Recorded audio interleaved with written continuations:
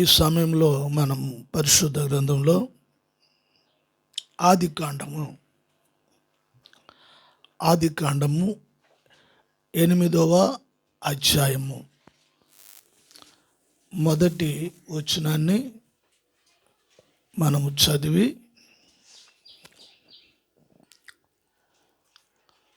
మనం ముందుకు వెళదాము. దేవుడు నోవహును అతనితో కూడా ఓడలోనున్న సమస్త జంతువులను సమస్త పశువులను జ్ఞాపకము చేసుకొనెను. దేవుడు భూమి మీద వాయువు విసురునట్లు చేయుట వలన నీళ్లు తగ్గిపోయెను. ఈ ప్రారంభ గ్రంథము అయిన ఆదికాండము ఇది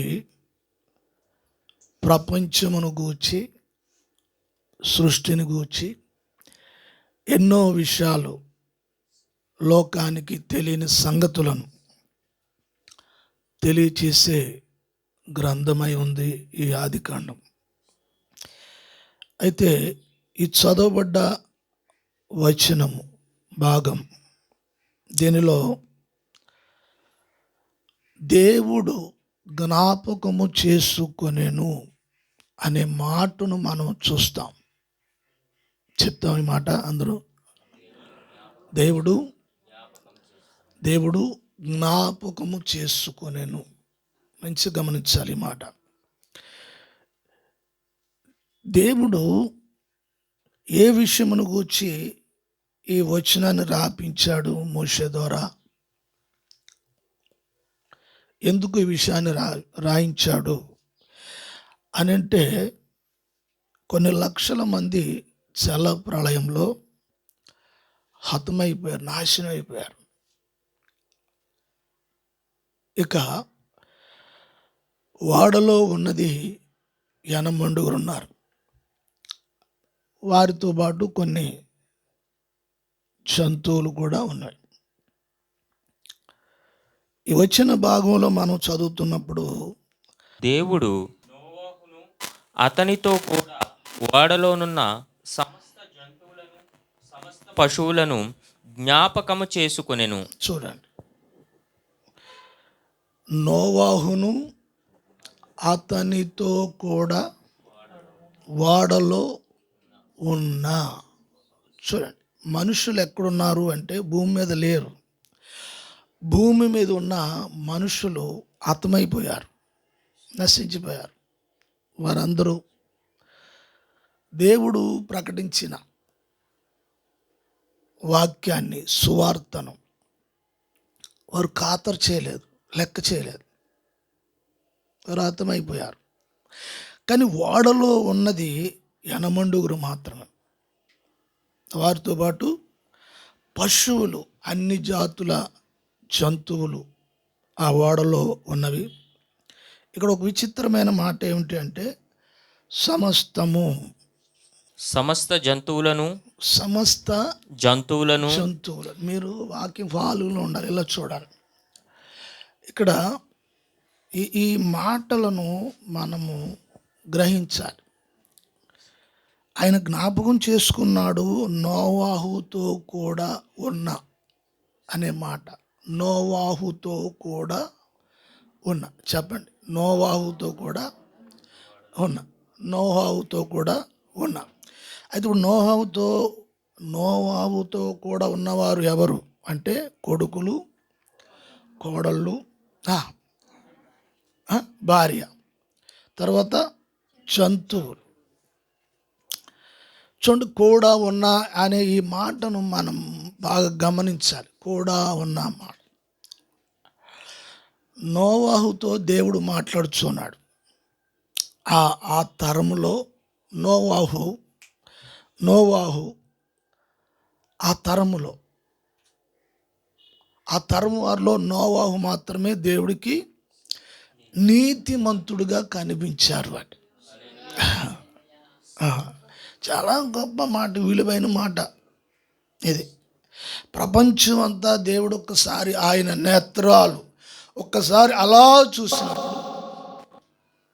చూసినప్పుడు ఎవరు కనిపించారు అంటే, దేవుడికి అనుకూలంగా నోవాహు మాత్రమే కనిపించారు.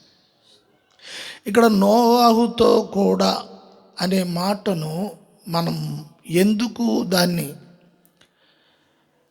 గురించి ఆలోచించాలి అంటే, నోవాహు కూడా కుటుంబం వచ్చింది. వాళ్ళు లోకంలోనే ఉన్నారు.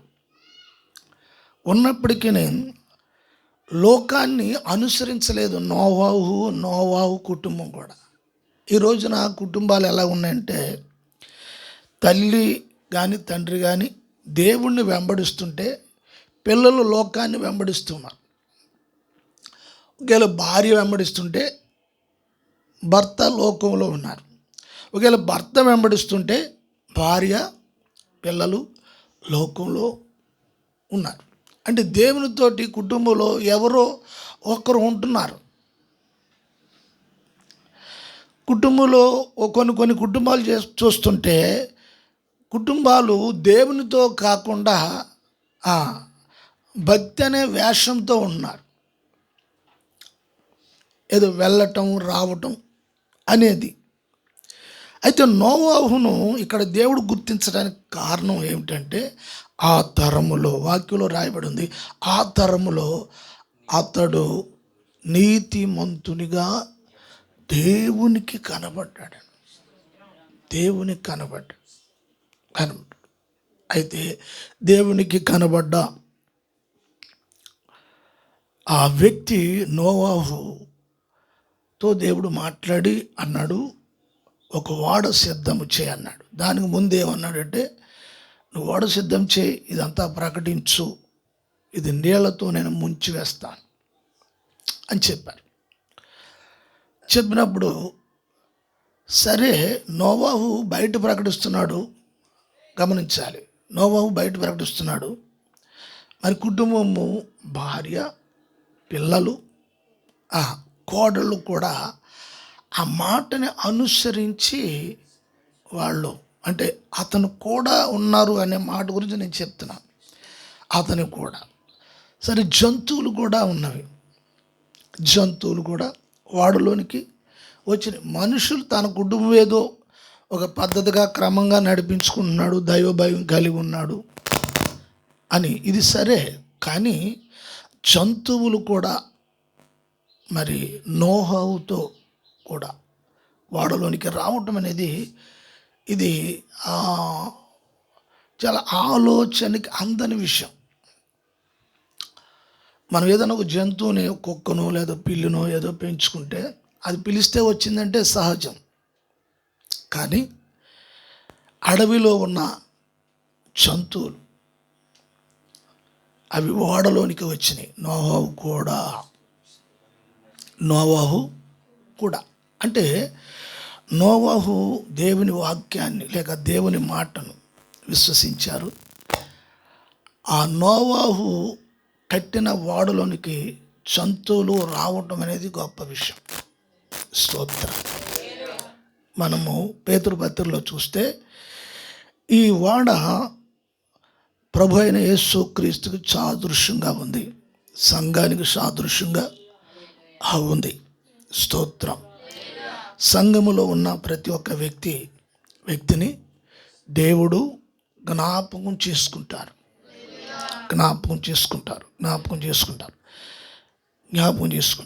స్తోత్రం. ఎప్పుడైనా కొంతమంది వారి కష్టాల్లో, వారి బాధల్లో, వారికి ఉన్న దుఃఖాల్లో, వారికి ఉన్న పరిస్థితుల్లో కొన్ని సందర్భాల్లో వాళ్ళకి అనిపిస్తుంది, దేవుడు నన్ను మర్చిపోయాడు.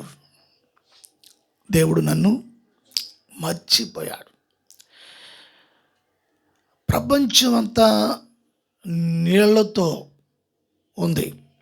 150 దినాలు ఆ భూమి మీద నీరుండిపోయింది. అయితే ఆ నీటి మీద ఓడ నడుస్తుంది అని రాశాడు బైబిల్లో. ఈ పదాలు అన్నీ కూడా మనం గమనిస్తుంటే చాలా ఆశ్చర్యంగా ఉంటుంది.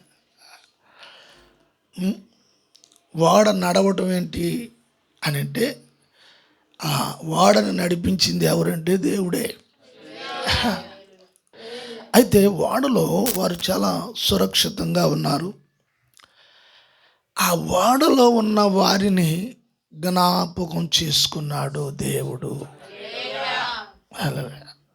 అంటే ఆయన ఎవరి యందు కనుదృష్టి ఉంటుందో, ఎవరు ఆయన యందు విశ్వాసం ఉంచుతారో, ఆయన మాట వింటారో, వారి మీద ఆయన కనుదృష్టి ఉంటుంది. ఇక్కడ మనము జ్ఞాపకం చేసుకొనెను అనే మాట మనం చూస్తుంటే, అంటే దేవుడు మర్చిపోయి మళ్ళీ జ్ఞాపకం చేసుకున్నాడా? దేవునికి ఏమన్నా జ్ఞాపక శక్తి తక్కువగా ఉంటుందా? మనం ఏమంటామంటే, అరే ఇంట్లో ఏదైనా వస్తువు ఒక చోట పెట్టి ఒక చోట తడుగుతారు కదా, అంటే ఇక్కడే పెట్టాను ఇక్కడే అది అక్కడ ఉండదు. ఇక్కడే పెట్టాను కాదు గుత్తి అంటే గుత్తి అక్కడ ఉండదు, అది ఎక్కడో ఉంటుంది. ఇక్కడే పెట్టాను కదా బుక్కు, ఎక్కడ? ఇక్కడే టిఫిన్ చేసి ఇక్కడే పెట్టాను, మరి ఎక్కడ? అది బ్యాగ్లో ఉంటుంది. ఇట్లాగా మనిషికి ఏంటి జ్ఞాపక శక్తి వయస్సును బట్టి తగ్గిపోతూ ఉంటుంది. కానీ దేవుడు జ్ఞాపకము చేసుకున్నాడు అనే మాట ఏంటంటే, మర్చిపోయి మళ్ళీ జ్ఞాపకం చేసుకున్నాడేమో తలగొక్కుని, దాని అర్థం అది కాదు. జ్ఞాపకం చేసుకున్నాడు అంటే దాని అర్థం ఏంటంటే, నోవాహు జీవితంలో అతడు 100 సంవత్సరాలు బ్రతికిన కాలంలో దేవునికి ఎంత నమ్మకంగా ఉన్నాడు. అంతేకాదు, ఆయన ఏ మాట అయితే చెప్పాడో ఆ మాట ప్రకారం ఓడను కట్టాడు. యానమండుగురు ఉండడానికి ఎంత ఓడ కావాలి? ఎంత ఓడ కావాలి యానమండుగురు ఉండడానికి? వస్తాను, చిన్న లాంచీ లేదంటే సరిపోద్ది. అవునా? 3 ఫ్లోర్లు కట్టాడు. దానికి ఎంత ఖర్చు అవుతుంది? ₹1 దేవుడో లేదు.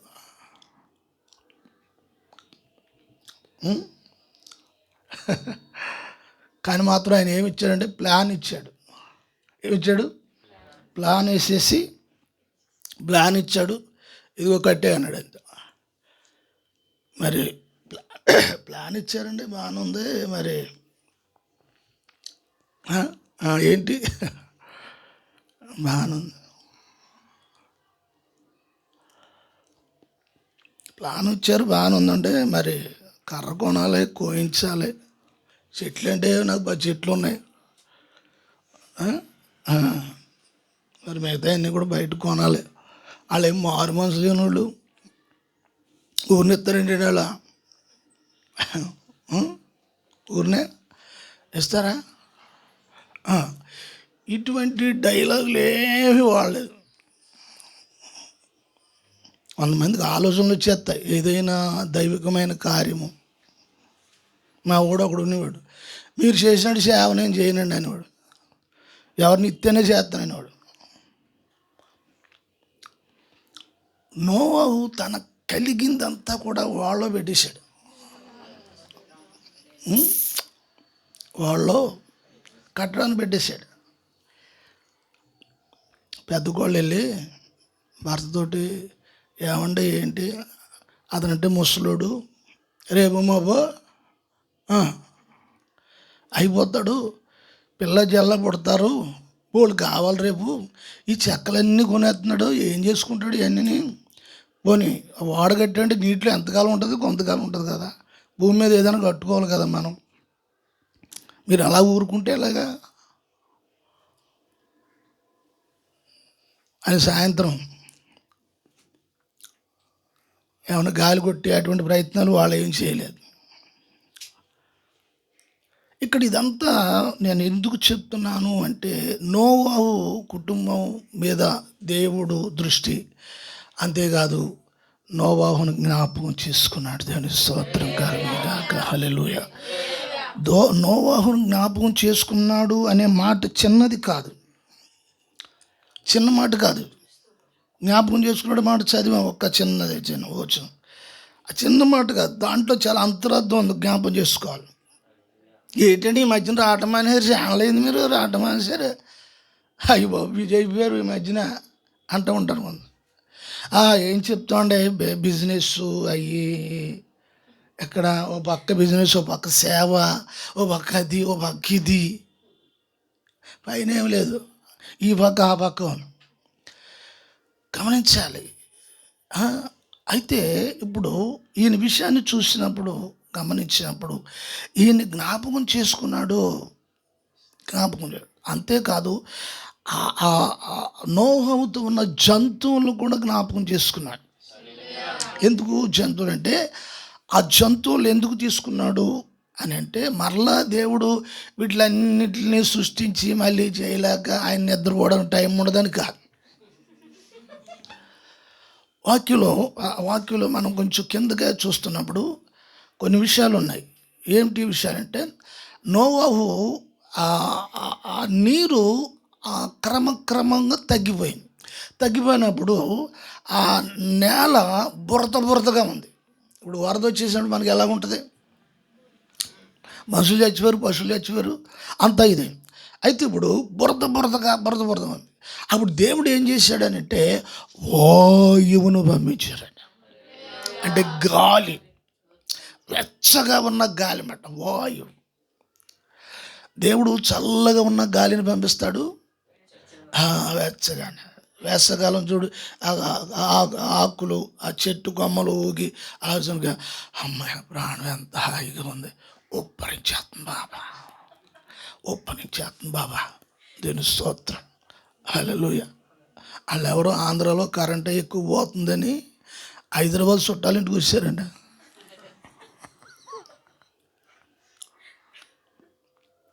అక్కడ అంతమంది కరెంట్ పోతుందని వీళ్ళు పడుకోవడం చూడలేదు. అంటే ఎవరు మంచితనాలా వాళ్ళే మంచితనాలా. ఏంటి మా సహోదరి తల్లి పాపం, మా ఇద్దరు తల్లి నవ్వుతూ ఉంటుంది చూడండి. వాయువును పంపించి ఆ నేలను ఆరినట్టుగా చేశాడు. ఈ ఈ ఈ ఓడ వెళ్ళి అరారాతు కొండ మీద ఆగింది. దానిలోంచి ఈ యనమండూరు దిగటమే కాదు, జంతువులు కూడా దిగినవి. ఇప్పుడు ఆ జంతువుల్లో నోవాహు వాటిలో పవిత్రమైనవి ఉన్నవో చూశాడు. కారణం ఏంటంటే, ఓడ దిగ్గానే మనం ఏదో ఒక ఇల్లు ప్లాన్ చేయాలి, అది ప్లాన్ చేయాలి అనుకోలేదు. ఏం చేశాడంటే, ముందు బలిపీఠం కట్టేసి పవిత్రమైన జంతువుల్ని చూసి ప్రభువుకి అర్పించాడు. దానికి స్తోత్రం, హల్లెలూయా. ఇక్కడ ఇదంతా కూడా ఈ విషయాలు ఉన్నవి. అయితే ఇక్కడ నేను చెప్పే విషయం ఏంటంటే, దేవుడు నోవాహును జ్ఞాపకం చేసుకున్నాడు. అంటే దేవుని యందు ఎవరైతే ఒక పవిత్రమైన నమ్మకం, విశ్వాసం ఉందో వారి కుటుంబాలను దేవుడు జ్ఞాపకం చేసుకుంటాడు. భార్య, భర్త, పిల్లలు, వారందరూ కూడా గమనించాలి. ఒక క్రమమైన రీతిలో ఇప్పుడున్న జనరేషన్ ఎట్లాగైపోయిందంటే, పిల్లలు చాలా కోపదారులు అయిపోతున్నారు. చాలా కోపం ఎక్కువైపోతుంది పిల్లలకి. తల్లిదండ్రులే పిల్లల విషయంలో భయపడే పరిస్థితులు వచ్చేసినాయి. నేను కొన్ని కుటుంబాలు చూస్తూ ఉన్నాను. గమనించాలి. నేను అన్యుల గురించి చెప్పట్లేదు, చర్చిలకు వెళ్ళేవాళ్ళు పిల్లల గురించి చెప్తున్నాను. పిల్లలు చాలా కోపదారిగా తయారైపోయారు. తల్లిదండ్రుల మాట వినకుండా ఒక్క మాట 150 సార్లు చెప్పాలి, ఒక పని 150 సార్లు చెప్పాలి. వయసులో ఉన్నప్పుడు అంటే చెప్తాం. ఇప్పుడు మీ వయసులో ఒక మాట 150 సార్లు చెప్పాలంటే చెప్పి గంట చేసుకోవడం మంచిదని చేసుకోవడం కదా. అమ్మా కొంచెం ఆ మంచిళ్ళు అమ్మా రాసుకోవాలి. ఇంకా 150 సార్లు చెప్తే చేస్తారు అనేది ఒక నిర్ణయంలోకి వచ్చేస్తే దానికంటే మనం చేసుకోవడం మంచిది కదా. పిల్లలు చాలా కోపదారులుగా, ఉత్తినే వచ్చేస్తుంది కోపం. దగ్గర చేతిలో ఫోన్ తీసుకున్న కోపం వచ్చేస్తుంది, ఏదైనా వస్తువు తీసుకున్న కోపం వచ్చేస్తుంది. ఏంటి అలాగున్నారేంటి, ఎలా ఉన్నారేంటి అన్న కోపం వచ్చేస్తుంది. మోకాలు మాడిపోతున్నాయి. ఆ మాడిపోవటం మళ్ళీ ఇంట్లో పనులు చేసే విషయంలో ఈ రకంగా కుటుంబంలో చిందరవందర కింద ఉంటుందన్నమాట పరిస్థితి అంతా కూడా. కుటుంబంలో అలా ఉండకూడదు. నోవహు కుటుంబము, నోవాహు దేవునికి లోబడి ఉన్నాడు. ఆ పిల్లలు, భార్య, కోడలు అందరూ కూడా ఆయన మాటకు విలువ ఇచ్చారు. అంటే దాని అర్థం ఏంటంటే దైవ సన్నిధి ఆ కుటుంబంలో ఉంది ఉంది ఉంది దేవునికి స్తోత్రం కలుగుగా. హల్లెలూయ. నేను ఇప్పుడు సంఘానికి చెప్పేది ఏంటంటే, ఇప్పుడు ఇటువంటి పిల్లలు ఉన్నారు ఇంట్లో, వాళ్ళు కోపగించుకోవటం అనేది వాళ్ళకి అలవాటు కాకూడదు. తిట్టిన తల్లిదండ్రులు కోపించిన వాళ్ళు కోపించుకోకూడదు. అలాగే తల్లిదండ్రులు కూడా కోపించి కొంతమంది 2-3 రోజులు మాట్లాడరు పిల్లలతోటి. ఈ రకాలు కూడా ఉన్నాయి. బాబు మాట్లాడదు, అమ్మ మాట్లాడదు, పనులన్నీ చేయించుకుంటారు, మళ్ళీ వాళ్ళు పని చేస్తూ ఉంటారు. పని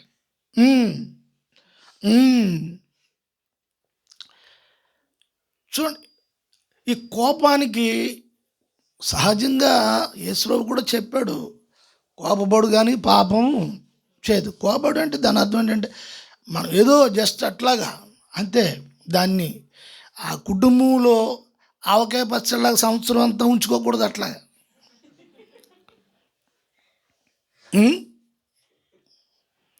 జస్ట్ ఒక 2-3 నిమిషాలు అంతే, అంత మించి ఉండకూడదు. తెలుసు స్తోత్రం. అది వాళ్ళ జీవితం మీద దెబ్బ పడుతుంది, వాళ్ళ చదువు మీద దెబ్బ పడుతుంది, వాళ్ళ లైఫ్ మీద దెబ్బ పడిపోద్ది, వాళ్ళ భవిష్యత్తు మీద దెబ్బ పడిపోద్ది. వాళ్ళు అవతల ఇంటికి వెళ్ళే అక్కడ వాళ్ళు చాలా సఫర్ అవుతారు, ఇబ్బంది పడతారు. తల్లిదండ్రులు అంటే భరిస్తారు కన్నందుకు, అవతల భరించరు, వేస్తాడు. స్తోత్రం. హల్లెలూయా. గమనించాలి, దేవునికి స్తోత్రం. దేవుడు జ్ఞాపకం చేసుకున్నాడు మరొక కుటుంబాన్ని కూడా మనం చూద్దాము. అదే ఆదికాండ గ్రంథంలో 30:22 30వ అధ్యాయము 22వ వచనం చదువు నాయన. దేవుడు రాహేలును జ్ఞాపకము చేసుకుని ఆమె మనవి విని ఆమె గర్భము తెరిచెను. ఇక్కడ యాకోబు గారి కుటుంబం. ఎవరి కుటుంబం? యాకోబు గారి కుటుంబం. ఈ కుటుంబంలో ఈ రాహేలు చాలా సౌందర్యము కలిగిన ఆమె, చాలా అందగతి, చాలా ఇష్టపడి ప్రేమించి త్యాగం చేసి కొలువు చేసి కష్టాలు పడి తెప్పలు పడి ఆమెను చేసుకున్నాడు. చాలా ప్రేమ. ఎంత ప్రేమ? చాలా ప్రేమ. ఎందుకో మీరు అలా చూస్తున్నారు మరి. చాలా ప్రేమ. ఆయనకి ఈవిడి మీద ప్రేమ, ఈయనకేమో ఆవిడ మీద ప్రేమ, ఎంతో మంచి ప్రేమ. అయితే ఈమె అక్క లేహ ఉంది. అప్పటికే 6 పిల్లలకి తల్లి అయిపోయింది. 6 మగ పిల్లలకి తల్లి అయిపోయింది. నేను స్తోత్రం. మరి అక్కకేమో పిల్లలు పుట్టి చిల్లబుల్లు అంటూ మంచిగా కుటుంబంలో ఆడుకుని 6 ఎలా ఉంటుంది ఇల్లంతా? ఒకడేమో అక్కడ ఉన్నాడు, ఒకడేమో ఎక్కడ ఉన్నాడు, ఒకడేమో సాబిట్లో ఉన్నాడు, ఒకడు వంటగదిలో ఉన్నాడు, ఒకడు దొడ్లో ఉన్నాడు, ఒకడు బయట ఉన్నాడు, ఒకడు రోడ్డు మీద ఉన్నాడు. వీళ్ళందరితోటి ఇక ఆవిడ చాలా మంచి ఆనందంతో చక్కగా ఉంది. చెల్లికి పిల్లలు లేరు. అయితే ఇప్పుడు ఈమె ఏం చేస్తుంది అంటే, ఈమె అక్కడ దేవునికి మనవి చేసిందని వచనంలో చూస్తున్నాం. మనవి అంటే దేవుని యొద్ద ప్రార్థన చేసింది. ఏం చేసింది? ప్రార్థన చేసింది. ప్రార్థన చేస్తూనే ఉంది, కానీ పిల్లలు పుట్టట్లేదు. దేవునికి స్తోత్రం. హల్లెలూయా. ఇప్పుడు చాలామంది జీవితాల్లో సంతానం లేమి కొన్ని కుటుంబాల్లో ఇప్పుడు ప్రస్తుతం ఉంది. కొంతమందికి 3 సంవత్సరాలు అయిపోయింది, కొంతమందికి 5 సంవత్సరాలు అయిపోయింది, కొంతమందికి 10 సంవత్సరాలు అయిపోయింది, పిల్లలు లేరు. అటువంటి సందర్భాల్లో ఈ పిల్లలు లేని స్త్రీలు వారికి తినడానికి ఉండడానికి అన్ని రకాలుగా కూడా సమృద్ధిగా ఉన్నను మనసులో చాలా వేదన ఉంటుంది. స్త్రీలు మగోడంటే ఏదో పని మీద వెళ్ళిపోతాడు, పని చేసుకుంటాడు, అది పెద్ద. కానీ ఈ స్త్రీ నలుగురిలోకి ఈ ఈ పిల్లలు పుట్టలేని స్త్రీ నలుగురిలోకి వెళ్ళాలన్నా, ఏదైనా ఫంక్షన్కి వెళ్ళాలన్నా, ఏదైనా పార్టీలకు వెళ్ళాలన్నా, లేకపోతే ఏ కార్యక్రమాలకు వెళ్ళాలన్నా, నలుగురిలోకి వెళ్ళాలన్నా వాళ్ళకి అంతగా మనస్సు ఉండదు. ఎందుకు ఉండదు? సాధారణంగా స్త్రీలకి ఫంక్షన్కి వెళ్ళాలంటే చాలా హుషారుగా వెళ్తారు, అవునా? ఫంక్షన్ అంటే చక్కగా ఏ చీర ఆ చీర, ఈ చీర మొన్న ఆ ఫంక్షన్కి వెళ్ళిపో అందరూ చూశారు, ఇప్పుడు వేరేడి ఈ చెప్పులు అది అది ఇది ఇట్లాగా కొన్ని ఆలోచనలతో ఉంటారు పాపం స్త్రీలు, మంచి వాళ్ళు. అయితే ఈ ఈ సందర్భంలో కొంతమంది స్త్రీలు వాళ్ళు బయటికి వెళ్ళలేరు. ఏం చేద్దంటే వెళ్ళినప్పుడు కొంతమంది అమ్మలెక్కలు ఏం చేస్తారంటే పిల్లలు పుట్టలేదు అని కొంచెం అవమానకరంగా మాట్లాడటం, ముఖం చూడకపోవటం, మాట్లాడకపోవటం, ఆయా పార్టీలో ఆ ఫంక్షన్స్లో ఆమెని కొంచెం నిర్లక్ష్యంగా చూడటం, గ్రూపులుగా ఉండటం, చెవులు కొరుక్కోవటం, మూతులు కొరుక్కోవటం, ఇట్లా ఎన్ని సందర్భాలు ఇవన్నీ ఉంటాయి. ఉండవంటారా? ఏమండే ఉంటాయి అంటారా? ఎలా ఉంటాయి? ఉంటాయి కదా. ఇప్పుడు ఇటువంటి మానసిక క్షోభ, మానసిక వేదన, ఈ పరిస్థితులు అటువంటి స్త్రీలకు ఉంటాయి. కుటుంబంలో భర్త ఎంత ప్రేమించినా, కుటుంబంలో అత్తగారు, మామగారు, మధ్యగారు వీళ్ళందరూ మంచిగా ప్రేమించి చక్కగా చూసినా కానీ ఈ లోటు ఎవరు తీర్చలేరు. తీర్చలేరు. భర్త బాగా ప్రేమిస్తున్నాడు, ఇంట్లో అందరికంటే బాగా ప్రేమిస్తున్నాడు, మరి ప్రేమకు పిల్లలు పుడతారా?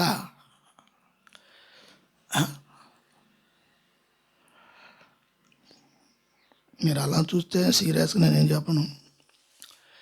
ప్రేమకి పిల్లలు పుడతారంటారా? మౌనం అంగీకారమా?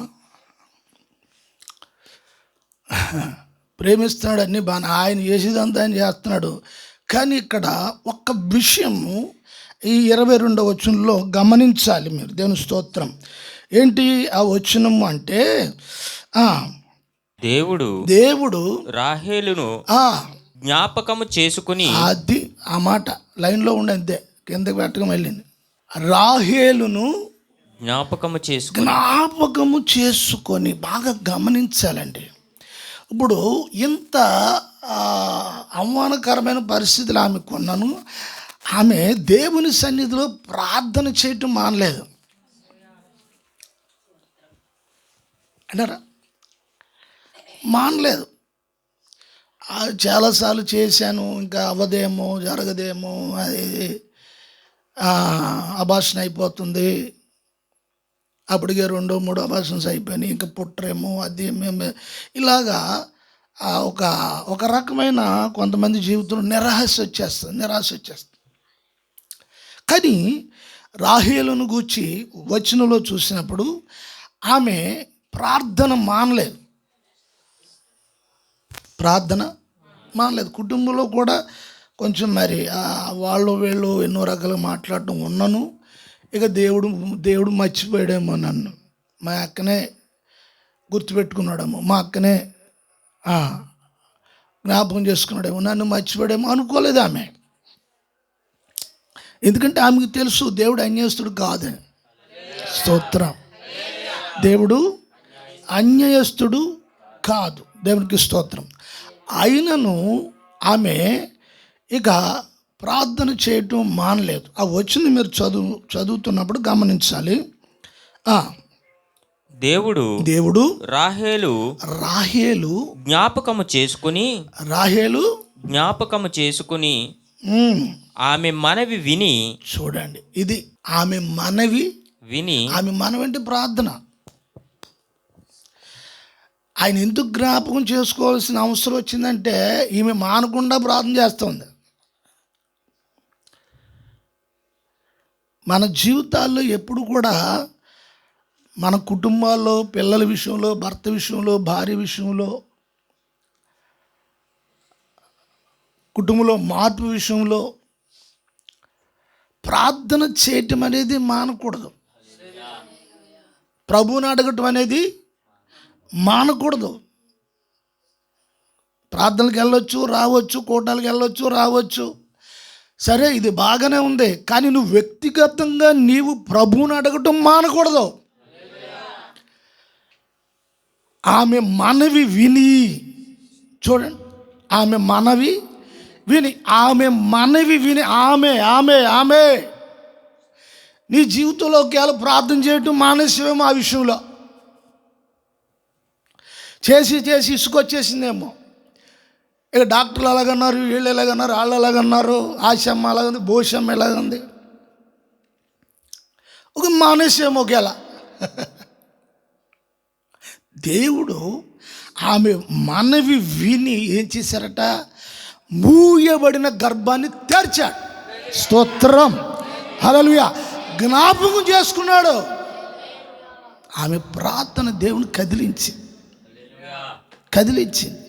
నీ ప్రార్థన దేవుని కదిలించేదై ఉండాలి. దేవునికి స్తోత్రం. అవమానాలు గుర్తుపెట్టుకోవడం కాదు, వేళను గుర్తుపెట్టుకోవడం కాదు, అపహాస్యాన్ని గుర్తుపెట్టుకోవడం కాదు, బాధని గుర్తుపెట్టుకోవడం కాదు. మరి ఏది దేవుని గుర్తుపెట్టుకుంది. తన దేవుని గుర్తుపెట్టుకుంది, తన భర్త దేవుని గుర్తుపెట్టుకుంది. వాక్యంలో రాయబడింది, యాకోబు దేవుడు. కీర్తనకారుడు కూడా అన్నాడు, యాకోబు దేవుడు ఆపత్కాలంలో నేను ఆదుకుంటాడని చెప్పి. విశ్వాసులో భర్త గొప్ప వీరుడు, శూరుడు, ధీరుడు, దేవునితోటే పోరాడి గెలిచినవాడు. అటువంటి ఆయన భార్య కుటుంబాల్లో చూడండి, భర్త ప్రార్థన చేస్తే భార్య చేయదు, భార్య ప్రార్థన చేస్తే భర్త చేయదు. వీళ్ళిద్దరూ ప్రార్థన చేయకపోతే పిల్లలు ఎక్కడ ప్రార్థన చేస్తారు?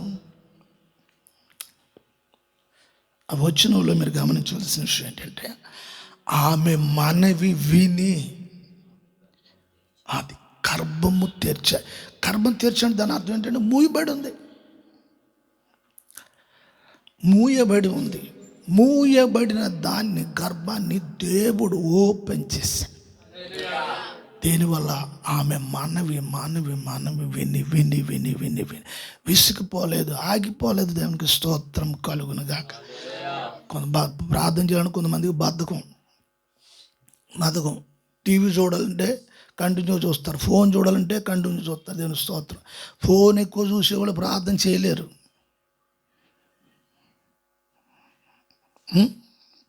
ఫోన్ ఎక్కువ చూసేవారు ప్రార్థన చేయలేరు, బద్ధకం వచ్చేస్తుంది. ఈ మాట నేను చెప్పింది కాదు, డాక్టర్ గారు చెప్పారు. ఈ మాట. నేనేదో పెద్ద సైన్సిస్ట్గా నేనేదో చేసి చెప్పలేదు సుమా, మనకు అంత జ్ఞానం కూడా లేదు. డాక్టర్ చెప్పాడు, ఫోన్ ఎక్కువ చూస్తే బద్ధకం పెరిగిపోద్దంట. డాక్టర్ చెప్పారు. స్తోత్రం. ప్రార్థన కూడా వస్తుంది. ఇంకా ప్రార్థన చేస్తారు కొంతమంది. చూడండి, పని చేస్తా కొంతమంది లేడు చూస్తే ఇలా చూస్తే చూస్తూ ఉంటారు. దాంట్లో ఏం పడుతున్నాయో తెలియదు. ఇవాళ బల్లి కానీ ఏంటి బొజ్జం కానీ ఇప్పుడు తిప్పేస్తారు. అంతే, అది ఉడికిపోయి మొత్తం కరిగిపోయి మొత్తం దాంట్లో హలీం అయిపోతుంది. బెల్లి హలీం.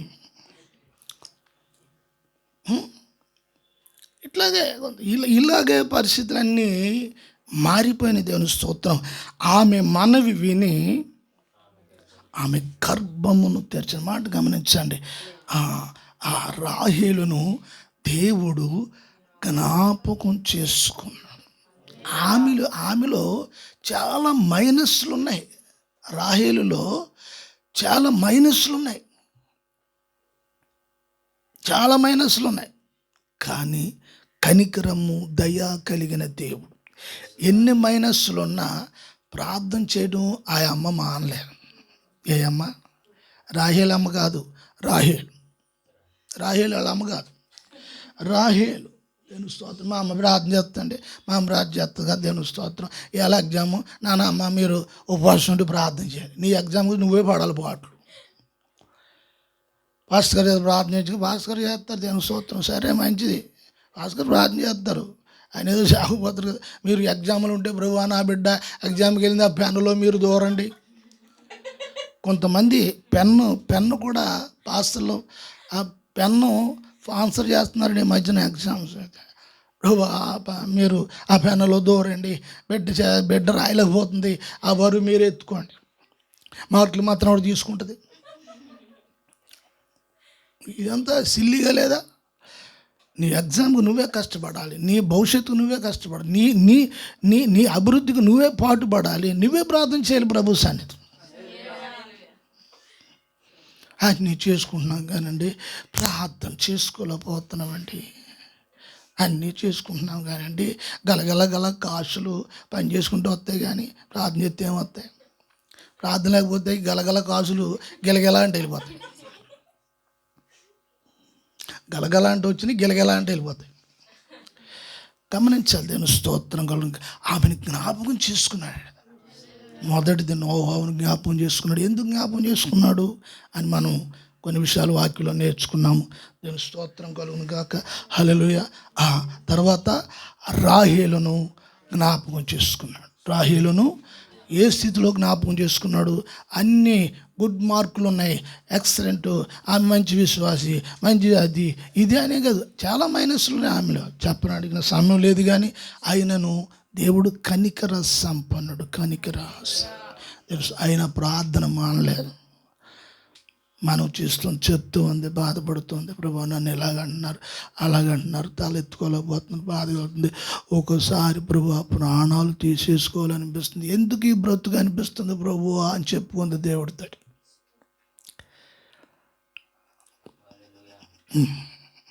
చెప్పు ఉంటుంది ఇలాగ, బతకాలనిపించట్లేదు ప్రభు, బయటికి వెళ్ళాలనిపించట్లేదు, నా సొంత కుటుంబం వాళ్ళే, నా అన్న భార్య నన్ను ఏలం చేస్తుంది, నా కుటుంబంలోనే భవిష్యత్తు చెప్పు ఉంటుంది, ఎలాగే తీర్చుంటుంది. నేను శాతం అలా ఇటువంటి పరిస్థితులు కొన్ని కుటుంబాల్లో ఉన్నాయి. అయినా కూడా నీ ప్రార్థన దేవుడు ఆలకిస్తాడు.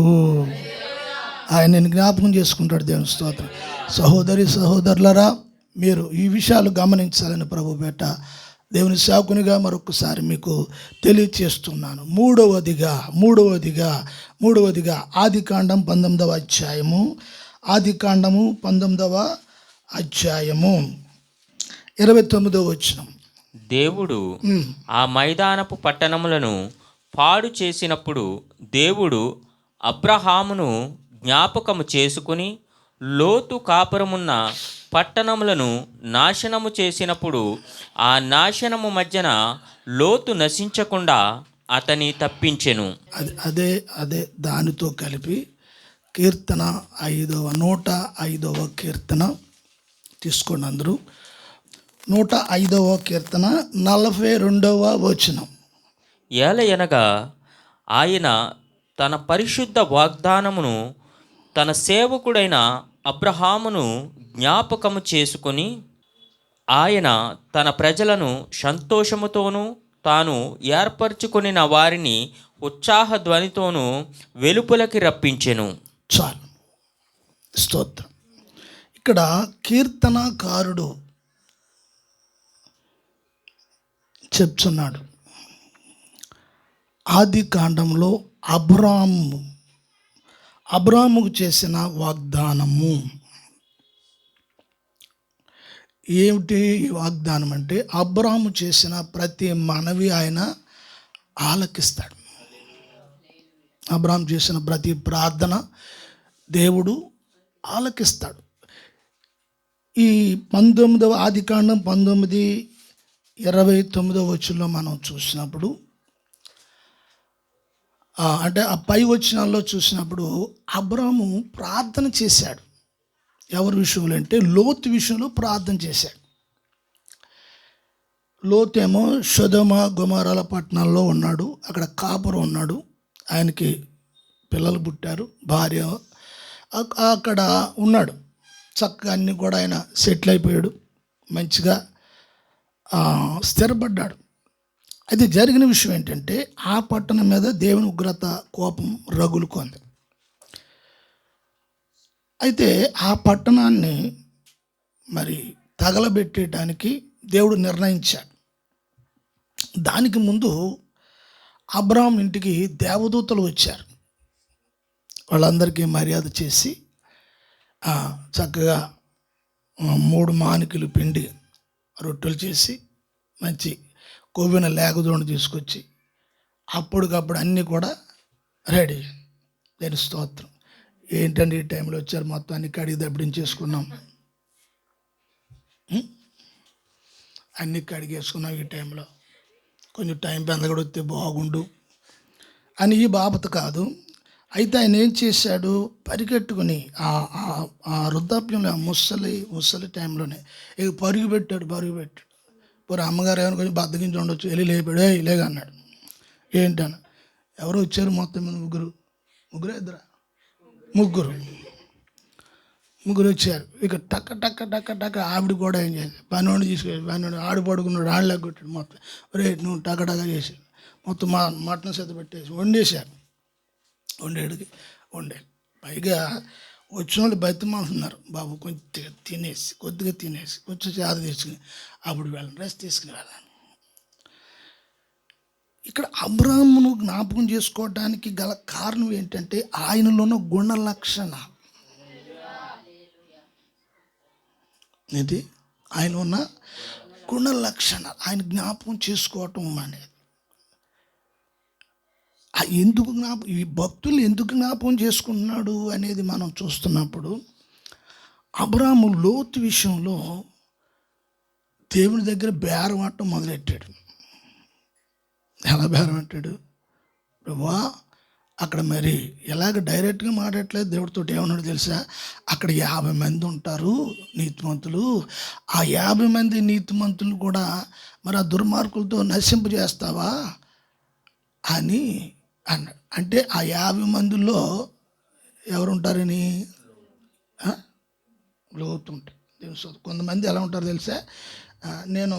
మీరు టిఫిన్ చేస్తారా అని నేను అడుగుతాను బయట కొన్ని సందర్భాలు. వాళ్ళు ఏమంటారు తెలుసా? అబ్బాయి చేయనండి అని కానీ చేస్తానని కానీ అనాలి. ఆ మాట ఏమన్నా మీరు చేస్తారా? ఇదేంటి?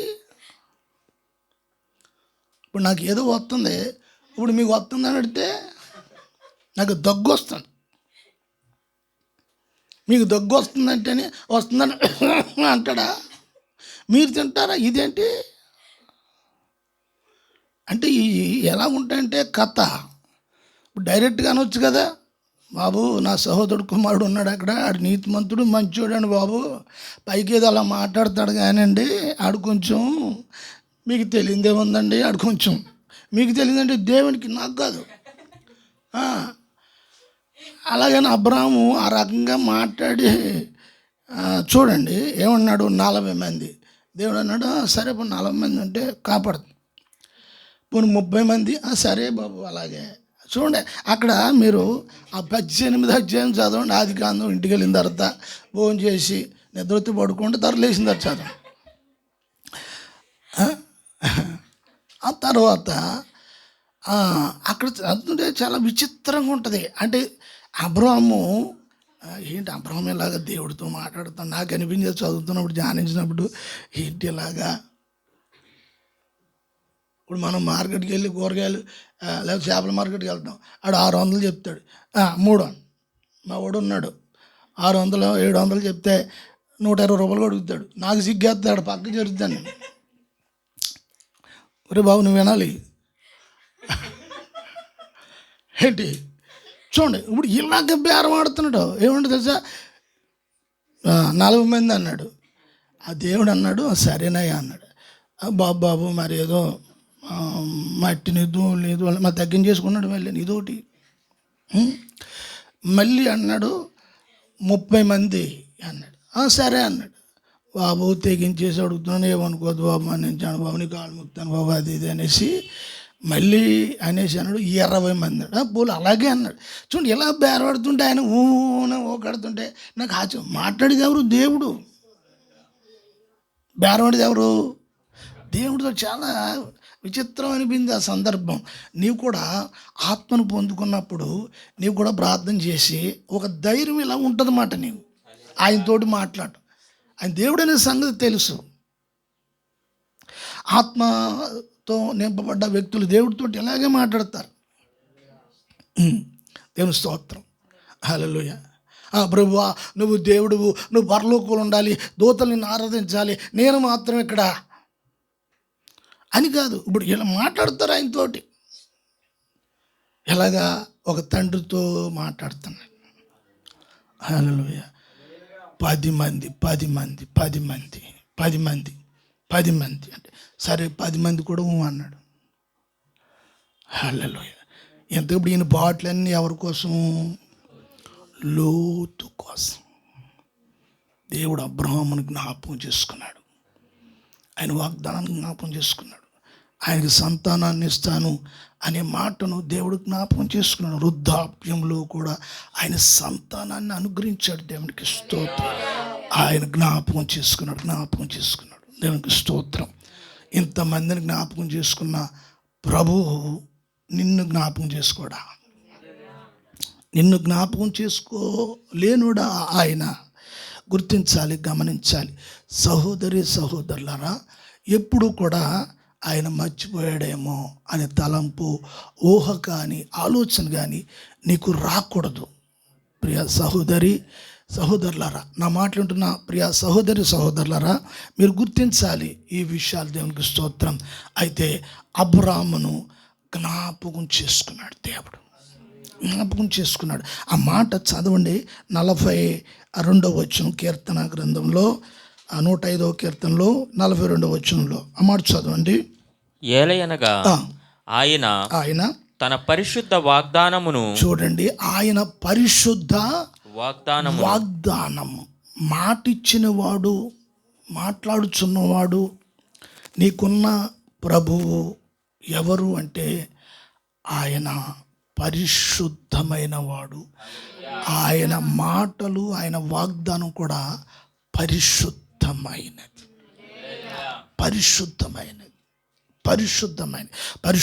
వాగ్దానమును తన సేవకుడైన అబ్రహామును, చూడండి, తన సేవకుడంటే కొంతమంది ఏమనుకుంటారు? పాస్టర్ అనుకుంటారు. సేవ అనే విషయం వచ్చేస్తే దాని అర్థం ఏంటంటే, సేవ అనేది ఆయన్ని సేవించటం. ఇప్పుడు విశ్వాసులు ఉన్నారు, మీరు అందరూ ఉన్నారు కదా, మీరు ఆయన్ని ఆరాధించటం, ఆయన్ని అందు విశ్వాసం ఉంచటము, ఆయన్ని గణపరచడం, ఇదంతా కూడా ఆయన సేవించటం. అయితే ఇప్పుడు నా సేవకుడు, ఆయన ఎవరైతే సేవిస్తున్నారో వాళ్ళందరూ ఆయన సేవకురాండ్రులే. దేవునికి స్తోత్రం. అన్న ప్రార్థన చేస్తుంది. అన్న ప్రార్థన ఎట్లా చేస్తుంది? నీ దాసురాలునైన నేను అంటది. ఏంటి? ఎల్కానా గారు భార్యను అని చెప్పదు, నీ దాసురాలు అంటది. వాక్యం ఉంటున్న సహోదరులారా, మనం ఆయన సేవించే వారమే. సహోదరి, నువ్వు ప్రార్థన చేసినప్పుడు, అయ్యా నీ దాసురాలని అని ప్రభు దగ్గర మనం చేసుకోవాలి. నీ దాసురాలు మనం ఆలకించిన ఆయన, నీ దాసురాలు ప్రార్థన ఆలకించిన ఆయన, నీ దాసురాలు మనసును చూసేవాడు నాయన. నా ఏలినవాడా అంటాడు భక్తుడు. ఇక్కడ అబ్రాహాము గురించి చెప్పబడిన మాట ఏంటంటే, నీ దాసుడు అబ్రాహాము, నీ సేవకుడు. ఈ రోజున ఈ ఒక తత్వంలోనికి సంఘంలో ఉన్న అందరూ రావాలి. ఈ తత్వంలోనికి రావాలన్నమాట. నేను ఆయన సేవించే దానను, నేను ఆయన సేవించేవాడు, నేను ఆరాధించేవాడు. ఆయన నన్ను జ్ఞాపకం చేసుకుంటాడు. దేవుని స్తోత్రం. భక్తులు వాళ్ళే కాదు, నేను కూడా భక్తురాలే, నేను కూడా భక్తున్నే. దేవుని స్తోత్రం. నేను కూడా ప్రభుని విశ్వసించిన వాడిని. నేను కూడా ఆత్మతో నింపబడిన దాన్నే, నింపబడిన వాడినే. నాలో కొన్ని లోపాలు ఉంటే ఉండవచ్చు, వాటిలన్నిటి కూడా నేను సరి చేసుకున్నాను. కాలక్రమంలో వాక్యమును బట్టి, దేవుడు మాట్లాడుతున్న మాటలను బట్టి, దైవ సేవకులు ఇచ్చిన ఉపదేశాన్ని బట్టి నేను సరి చేసుకుంటున్నాను. నేను హల్లెలూయా, హల్లెలూయా. అబ్రాహామున దాసుడు తన సేవకుడైన అబ్రహామును జ్ఞాపకం చేసుకుని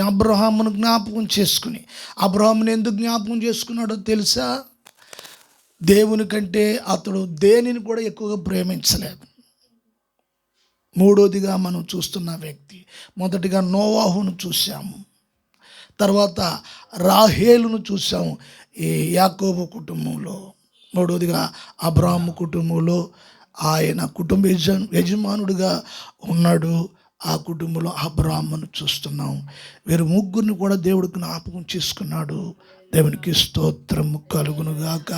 మనం అబ్రాహాం పిల్లలమని కూడా వాక్యలో పిలువబడుతున్నాము. అదేవిధంగా అబ్రాహామును జ్ఞాపకం చేసుకున్నవాడు, రాహేలును జ్ఞాపకం చేసుకున్నవాడు, నోవాహును జ్ఞాపకం చేసుకున్నవాడు ఈ రోజున నిన్ను జ్ఞాపకం చేసుకోలేడా? హల్లెలూయా. నీవు ప్రార్థించడం మానవద్దు. నీవు నీ జీవితాన్ని సరి చేసుకుని, నీలో ఎన్ని అవిధేయతలు ఉన్నాయి అవన్నీ గుర్తించి, నీలో ఎన్ని వ్యసనాలు ఉన్నాయి వాటిలన్నీ విడిచిపెట్టి, అబద్ధము, గర్వము, అహంకారము ఈ విషయాలన్నీ విడిచిపెట్టి ప్రభుకి దగ్గరవు. ప్రార్థించటం మానవద్దు. హల్లెలూయా, హల్లెలూయా. రాహేలు మనవి వినినందున ఆమె గర్భము తెరవబడింది. దేవునికి స్తోత్ర. నీ జీవితాల్లో కూడా ప్రభు కార్యము చెయ్యగలడు. సహోదరి సహోదరులరా, ఈ పునరుద్ధాన ఆరాధనలో వాక్యం వింటున్న మీరందరూ కూడా ప్రభు సన్నిధిలో నన్ను జ్ఞాపకం చేసుకో ప్రభువా, నన్ను జ్ఞాపకం చేసుకో ప్రభువా. నా అవిధేయతలు, నా అపనమ్మకాలు, నా మూర్ఖత్వము, నా శరీర ఉద్రేకము, నా భావ ఉద్రేకాల ద్వారా నా నోరు అదుపులేని పరిస్థితుల్లో ఆవేశముతో అనకూడని మాటలు కూడా నేను పలుకుచూ ఉన్నాను. నేను సరి చేసుకుంటాను ప్రభువా. పవిత్రమైన నీ వాక్యాన్ని నోడుతూ పలుకుతూ, నీ సన్నిధిలో ప్రార్థన చేసుకుంటూ, విజ్ఞాపనలు చేసుకుంటూ, నాయనా నన్ను పరిశుద్ధపరచండి, నా మనవి ఆలకించండి, నా ప్రార్థన ఆలకించండి, నన్ను మీరు జ్ఞాపకం చేసుకోండి అని ప్రభు సన్నిధిలో మనము ఆయన్ని బతిమాలదాము. అందరూ కూడా ఈ వాక్యమును గ్రహిస్తూ మీరందరూ కూడా ప్రార్థనలోనికి మనం ఏకీభించాలని మీకు ప్రభు పేట మనొకసారి మనం చేస్తూ ఉన్నాను. మహాపరిశుద్ధుడా, మహోన్నతుడా యేసయ్య, పునరుద్ధాన ఆరాధనలో తండ్రి మీరు ఇచ్చిన వర్తమానం బట్టి స్తోత్రాలు చెల్లిస్తూ ఉన్నాం ప్రభువా. తండ్రి, ఉదయకాలము నాయన నీవు ఎవరిని కూడా మర్చిపోయేవాడవు కాదు నాయన. స్తోత్రాలు నాయన. మీరు నోవాహును జ్ఞాపకం చేసుకున్నారని, రాహేలును జ్ఞాపకం చేసుకున్నారని, అబ్రహామును జ్ఞాపకం చేసుకున్నారని, నేటి దినంలో ఉన్న సంఘములో ఉన్న బిడ్డలను కూడా మీరు జ్ఞాపకం చేసుకుంటారని ఈ ఉదయకాలం వాక్యం ద్వారా మీరు మాట్లాడారు నాయన. మీకు వందనాలు. ఈ సమయంలో వాక్యం వింటున్న సహోదరి సహోదరులను కూడా వారి జీవితాలలో, కుటుంబాలలో ఒకరి పట్ల ఒకరు అవగాహన కలిగి, కోపతాపాలను విడిచిపెట్టి ప్రేమ నాయన, నమ్మకము, వాత్సల్యతో ఒకరి కష్టం ఒకరితో పంచుకొని ప్రభువా నీ సన్నిధిలో మొరలిడినట్లుగా వారికి నేర్పించమని ప్రార్థన చేస్తున్నాం నాయన. భార్య భర్తను నిందించకుండా, భర్తను భార్య నిందించకుండా నాయన, అట్లాగే ఒకరినొకరు నిందించకుండా, పిల్లలను నిందించకుండా నాయన, అందరూ కలిసి నీ సన్నిధిలో నాయన మరి అనేక సందర్భాలలో ప్రతి విషయంలో నీ సన్నిధికి వారి సమస్య పరిస్థితిని నీ సన్నిధికి తీసుకొచ్చినట్లుగా మీరు నేర్పించారు. అందును బట్టి స్తోత్రములు, వందనాలు చెల్లిస్తున్నాం. ఇటువంటి జ్ఞానయుక్తమైన ఆత్మతో వారిని నాయన మీరు నడిపించమని ప్రార్థన చేస్తూ ఉన్నాం. సంఘానికి, సమాజానికి, కుటుంబానికి మేలుకరముగా నాయన బిడ్డలు ఉండినట్లుగా నాయన మీ కృపతో నింపండి. వాక్యం నా బిడ్డలందరినీ నీ వాక్యం మీద విశ్వాసము నాయన పెంపారు చేసి బిడ్డలను దీవించమని ఈ ఉదయకాలపు పునరుద్ధాన ఆరాధన ఆశీర్వాదకరంగా మీరు జరిగించినందుకే సమస్త మహిమ ప్రభావములు మీకే ఆరోపించుచు యేసు నామమున ప్రార్థిస్తున్నాము తండ్రి. మన తండ్రి అయిన దేవుని ప్రేమ, కుమారుడైన యేసు క్రీస్తు కృప, పరిశుద్ధాత్మ అన్యోన్య సహవాసము, సమాధానము లోకములో ఉన్న పరిశుద్ధులకును మరి కూడి ఉన్న సంఘమునకును సదాకాలం తోడై నడిపించును కాక. యేసు రక్తమే, ప్రభు యేసు, యేసు నామము బోధికుల నాశ కలుగును కాక. ఆమేన్, ఆమేన్, ఆమేన్. మంచిది. ప్రైజ్ ది లార్డ్ అందరికీ కూడా.